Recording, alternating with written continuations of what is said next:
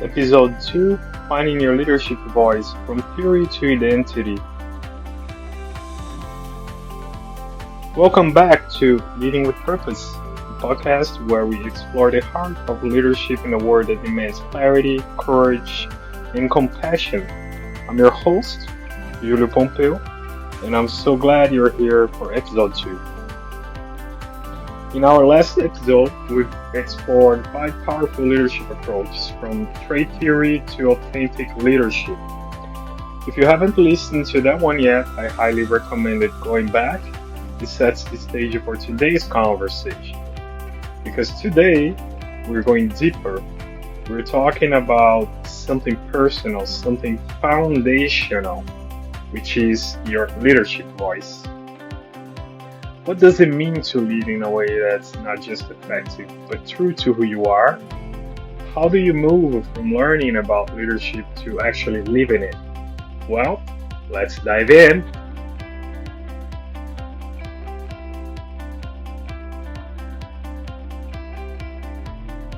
Segment 1.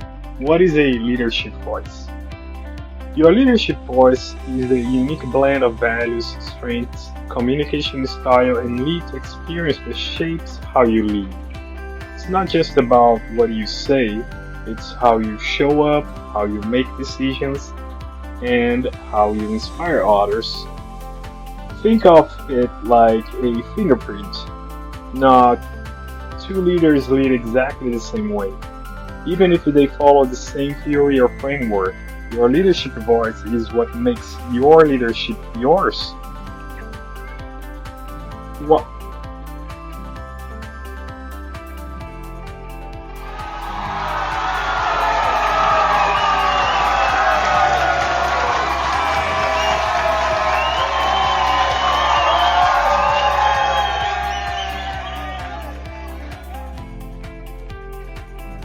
And why it matters. In a world full of noise, people crave authenticity. They want to follow leaders who are real, grounded, and consistent. When you lead with your true voice, you build trust more quickly, you make clearer decisions under pressure, you attract the right people to your mission, and you avoid the burnout that comes from trying to be someone you are not. But here's the catch. Finding your voice isn't automatic, it's a process. Let's talk about the journey from theory to identity. And let's break it down into 3 stages. Stage 1, absorption. This is where most of us start. We read books, attend workshops, listen to podcasts like this one.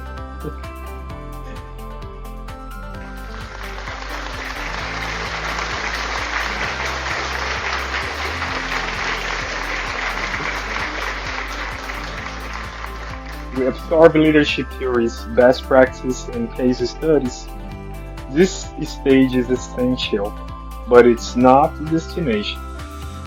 Stage 2, experimentation. Here's where things get interesting. You start trying things out, you lead a team meeting differently, you give feedback in a new way, you test what feels natural and what doesn't. This stage can feel awkward.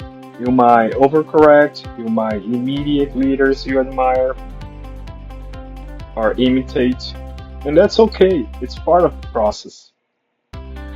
Stage 3, integration. Over time, you begin to integrate what works. You stop mimicking and start embodying. You lead with more confidence, more clarity, and more consistency. You've found your voice and it evolves with you. Now let's talk about real world voice. Let's take a look at a few leaders who clearly found their voice. Just as an example, Jacinda Ardern, former Prime Minister of New Zealand, led with empathy and calm strength, especially during crisis. Her voice was one of the compassion and clarity. Tim Cook, CEO of Apple, didn't try to be Steve Jobs. he brought his own voice, quiet, operationally brilliant, values driven, and led Apple into a whole new era. And lastly, Malala Yousafzai, Nobel Prize winner, leads with a voice of courage and conviction rooted in personal experience. Her leadership is quiet but powerful. Each of these leaders shows us that your voice doesn't have to be loud to be strong, it just has to be yours.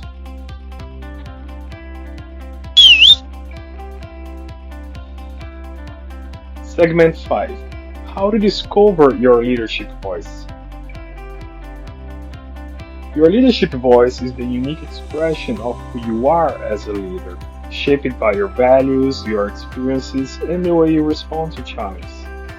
Now, let's revisit the 5 reflection questions, this time with more grounded, real-world examples that better reflect your journey and the environments you've led in. 1. What values do I refuse to compromise on? Your values are the foundation of your leadership voice. They show up in the decisions you make, especially under pressure. In my own leadership journey, one non negotiable value has always been transparency. I remember leading a multi stakeholder project where timelines were slipping due to external dependencies.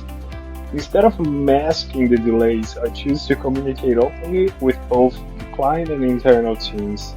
That doesn't even just preserve trust, it's strengthening it. People appreciate the clarity and rely to find solutions. And here's a reflection tip. Think about a time you had to make a tough call. What value guided you? That's a clue to your leadership voice. 2. When do I feel most confident and energized as a leader? Your leadership voice thrives when you are in your element, when your strengths and passions align. For me, that moment often comes when I'm coaching project managers or facilitating strategic alignment sessions. I love helping teams connect their day to day work to a bigger purpose. That's when I feel most energized, when I'm not just managing tasks but shaping culture and mindset. So try this. Look back at your calendar. What meetings or moments led to feeling fulfilled instead of drained? That's where your voice is strongest. 3. What feedback do I consistently receive from others? Sometimes others recognize our leadership voice before we do. Feedback, especially the kind that repeats, can be a mirror. Over the years, I've often been told that I bring a sense of calm clarity to complex situations, whether it's navigating through organizational change or resolving team conflict. I've learned that part of my voice is being a stabilizer, someone who brings structure, empathy, and focus when things feel chaotic. Pro tip: ask a few trust colleagues, what's one word you use to describe my leadership style?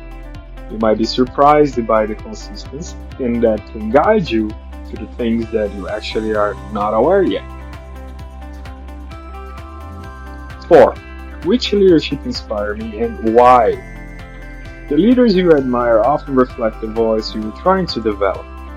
I've always been inspired by leaders who combine strategic thinking with emotional intelligence. People like Francis Hasselbein, who transformed the Girl Scouts with a value-based leadership model, or even mentors I've worked with who led quietly but powerfully through service and clarity rather than charisma. So here's an exercise for you. Make a list of 3 leaders you admire. What do they have in common? That's a reflection of the voice you were drawn to and likely developing, so you better listen to it. 5. What kind of impact do I want to have on people I lead? This is the heart of your leadership voice. It's your legacy. For me, I want people I've led to say, Julio helped me grow, He challenged me to think bigger, supported me when I stumbled, and always made space for my voice. That's the kind of leader I strive to be. One who builds capacity, not dependency. Here is a legacy prompt for you. Complete this sentence. I want to be the kind of leader who. Then ask yourself, am I leading the way that way today? Or am I actually not? And some final thought. Your voice is already there. You don't have to create your leadership voice. It's already within you. The work is to uncover it, refine it, and lead with consistency. And remember, your voice will evolve as you do. That's not a weakness, it's a growth.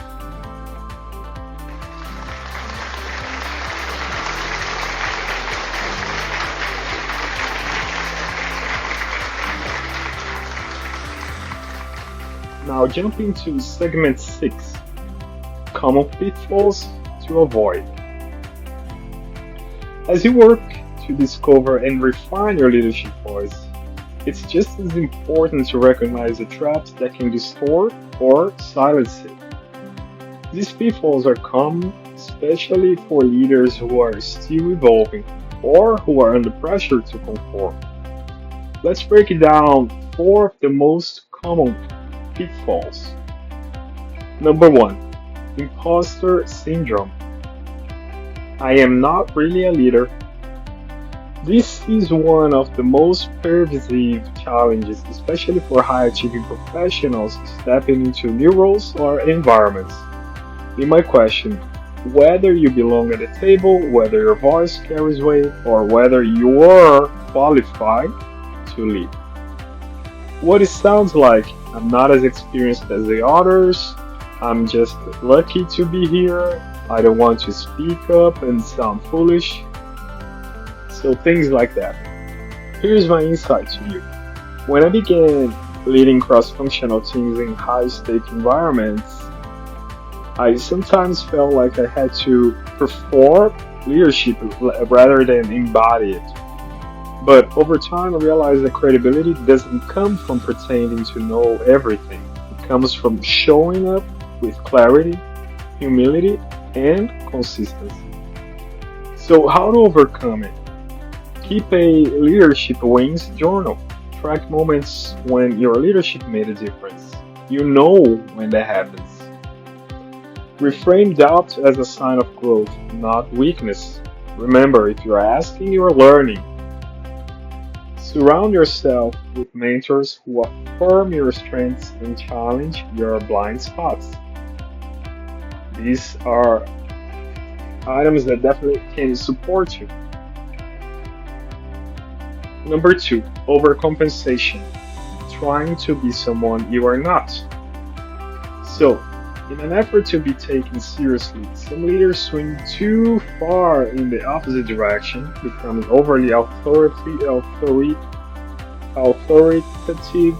overly agreeable, or overly polished.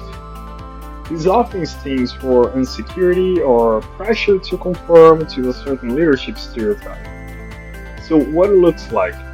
Adopting a command and control tone that doesn't match your natural style, saying yes to everything to avoid conflict, using jargon or formality to mask uncertainty. So here's my insight to you. Early in my leadership journey, I thought I had to be the expert in the room all the times. But I learned that real influence comes from being real, from asking questions, admitting when I don't know, and creating space for others to shine. So here's how to overcome this overcompensation. Ask yourself, am I leading from confidence or from fear? Practice self-awareness. Notice when you're performing instead of connecting. This is a key word, connecting.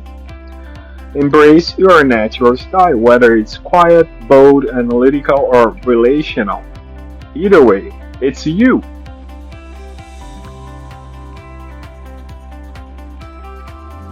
Here is another pitfall, number 3. Inconsistency. Saying one thing, doing another. Nothing erodes trust faster than inconsistency. If your words and actions don't align with people, people will follow your behavior, not your message.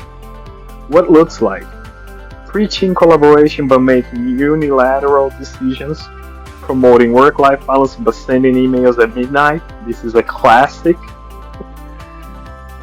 Encouraging feedback but reacting defensively when it's given. Here's my insight to you. I once led a team where I emphasized psychological safety, but I realized I wasn't modeling vulnerability myself. When I started sharing my own learning moments and asking for feedback, the team's openness increased dramatically. So here's how to overcome inconsistency. Do regular alignment checks. Are your actions reflecting your stated values? Invite accountability. Ask your team to call out misalignments, for example. And most important, lead by example, especially when it's uncomfortable. Here is another pitfall. Number 4, over identifying with a single leadership model. It's tempting to latch onto one leadership theory, especially one that resonates with your personality, and try to apply it everywhere. But leadership is contextual. What works in one setting may fall flat in another. So, what it sounds like to be over identifying with a single leadership model. I am a servant leader, so I avoid making top down decisions. I am all about authenticity, so I don't filter my thoughts. I lead by consensus, even when time is tight. So here's my insight to you to overcome over identifying with a single leadership model.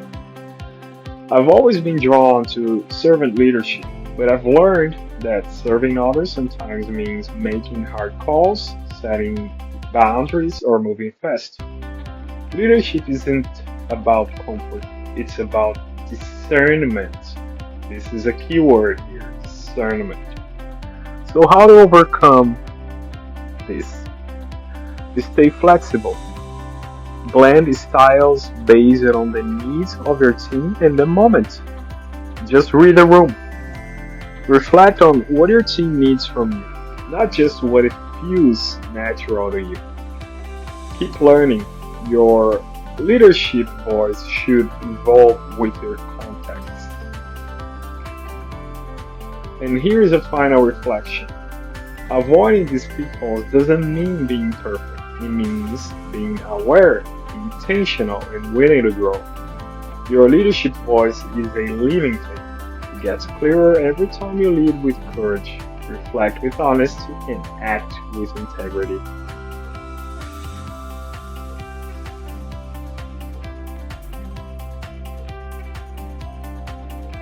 So, what's your leadership voice?